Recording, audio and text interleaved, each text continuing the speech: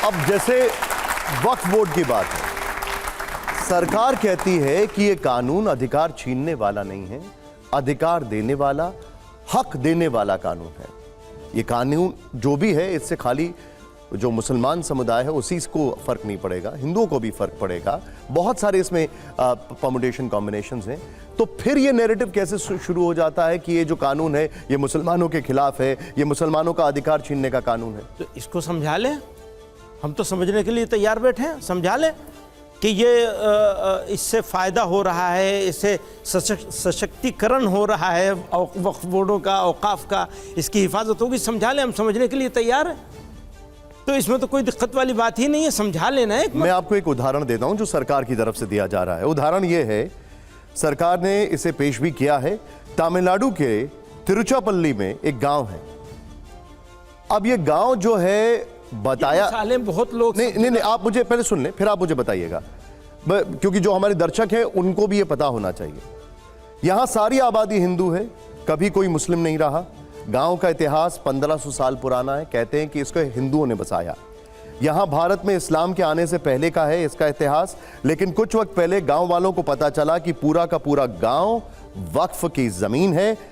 ऐसे देश में न जाने कितने मामले हैं जिनका समाधान नहीं हो पा रहा है। उनके लिए तो सुधार होना बहुत जरूरी है भैया। उनके लिए सुधार अगर कुछ है ऐसा, और उसके लिए कुछ सुधार होना है, तो उसके लिए तो बहुत पूरा प्रोसेस मौजूद है उसका। ऐसा थोड़ी है कि किसी के कह देने से या किसी बोर्ड के लिख देने से या कहीं बोर्ड लगा देने से, अनाउंसमेंट कर देने से सारी चीज़ ख़त्म हो जाएगी। ऐसी जैसा उदाहरण आपने ये एक दिया, ऐसी 100 उदाहरण ऐसे दिए जा सकते हैं जो औकाफ की बिल्कुल सारे पेपर्स के साथ, सारी चीज़ों के साथ औकाफ की ज़मीनें हैं और वो किसी और के कब्ज़े में हैं, उसका यूज़ ही चेंज कर दिया गया है। तो ऐसी तो मिसालें दोनों तरफ मिल सकती हैं।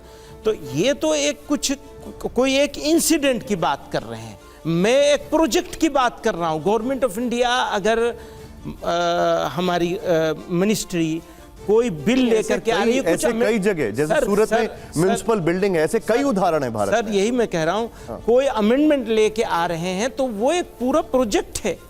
मैं उस प्रोजेक्ट की बात कर रहा हूँ, आप इंडिविजुअल इंसिडेंट्स की बात कर रहे हैं। तो कोई इंडिविजुअल इंसिडेंट्स कहीं का कोई हुआ है, सही हुआ है, गलत हुआ है, तो इसका ऐसा तो है नहीं कि किसी के कह देने से कुछ हो जाएगा। उसका एक सिस्टम है। नहीं, देखिए, मैं राजेश जी के पास आ रहा हूँ। इंडिविजुअल इंसिडेंट में मास अफेक्टेड हो रहा है, तो ये एक इंडिविजुअल इंसिडेंट नहीं रह जाएगा। ये एक अपने आप में एक बहुत बड़ा बोन ऑफ कंटेंशन। बात ये है कि औकाफ की ओरिजिनल कंडीशन क्या है। आज की तारीख में जिस तरह ये बिल लाया गया है, उससे ऐसा मालूम होता है जैसे ये पब्लिक प्रॉपर्टी है, मेरी चीज़ है, मुझे दान करना है, दान करने का जी चाह रहा है। और यहाँ के सारे धर्मों में, सारी संस्कृतियों में, इंडिया, भारत की ख़ास तौर से दान करने का रिवाज है, शौक़ है। खाया जाता है इसे कि गरीब लोगों की मदद करने के लिए अरेंजमेंट किया जाए। मैंने, मेरे दादा ने, परदादा ने, किसी ने कोई ज़मीन दान कर दी,